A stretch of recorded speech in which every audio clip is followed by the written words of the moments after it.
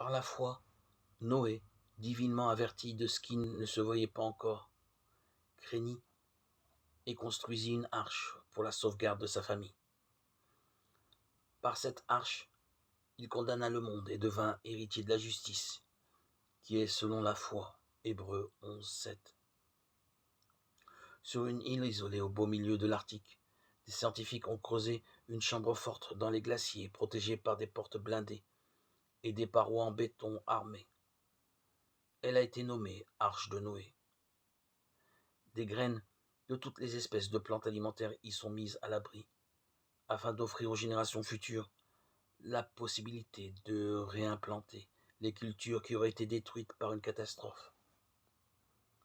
Instinctivement, nous sentons bien que toute vie est extrêmement fragile et que, malgré ses prétentions, l'humanité ne maîtrise pas les événements qui dirigent le monde, ni même sa propre survie.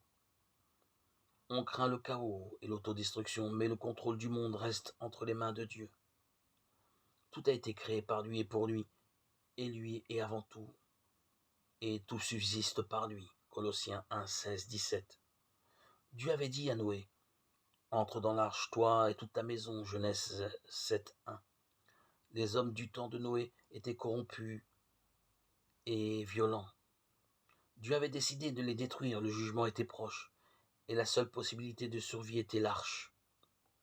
De même, aujourd'hui, la violence et la corruption sont partout, et le jugement est imminent. Avons-nous pensé à nous mettre à l'abri? Dieu nous offre une arche, dont celle de Noé est une image. C'est Jésus-Christ. Il nous faut croire en lui aujourd'hui.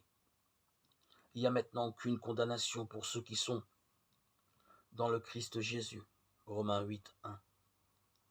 C'est-à-dire pour ceux qui croient en lui, qui croient que Jésus est mort à leur place.